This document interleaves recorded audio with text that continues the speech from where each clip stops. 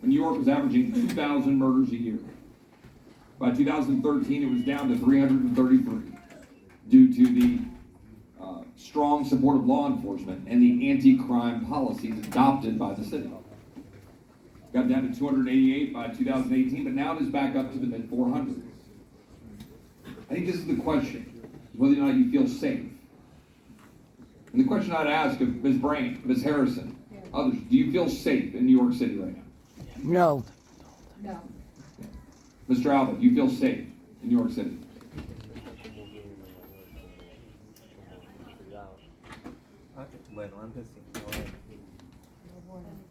He said at this moment, no. Right. And Mr.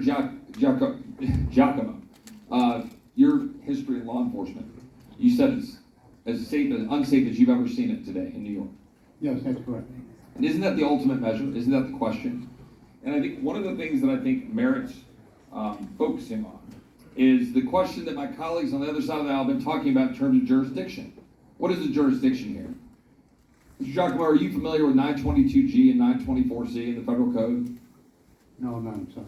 922G being felons in possession, 924C being the ability to be able to go after somebody and give a heightened sentencing for their use of firearms and crimes. And my question here, wouldn't they suspend? The committee will suspend.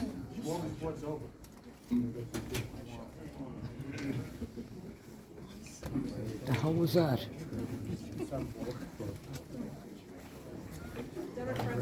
The gentleman is recognized to continue. All right, so we're back on. 922G and 924C, these are federal crimes, right?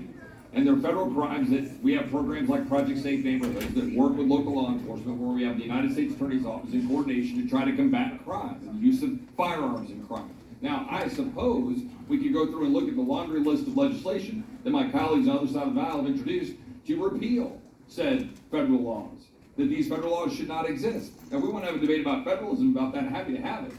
But we're not doing that, are we? Because that's not what this is about. It's about show. The fact is, we do have federal laws on the books to go after criminal misuse of firearms, but they're not being enforced. And they're also not being enforced at the local level. Those are the facts. And the facts are, we're letting criminals out of jail. If you look at the data is clear. The average criminal has 11 prior arrests, 5 criminal convictions. 77% have Can 5 we need the plus. crowd to be quiet, please? 5+ prior arrests. 74% have prior violent arrests. 30% have prior arrests for guns and weapon offenses. Even though these individuals have lengthy criminal records, 52% served a year or less. 60% are rearrested within 2 years of release. The fact is, we have a recidivism problem, and we have now gone down the road of decarceration. Hundreds of thousands of criminals have been released.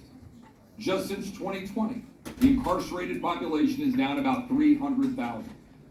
When it was 2.1 million, which by the way, was pretty far down from the levels when we had the safest numbers and the safest streets in the city.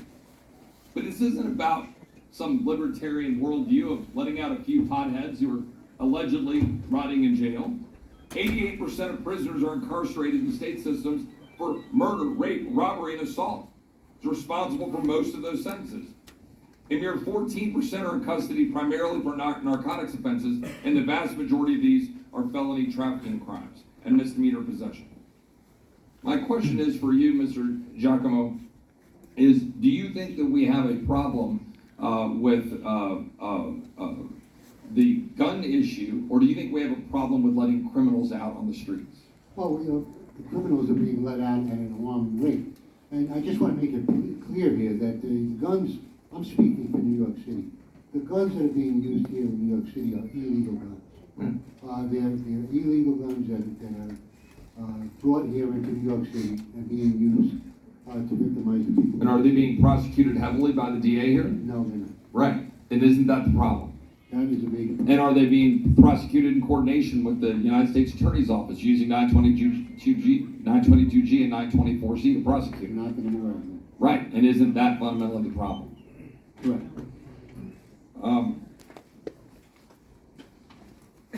question I have, my colleagues on the side of the aisle mentioned former President Trump a number of times.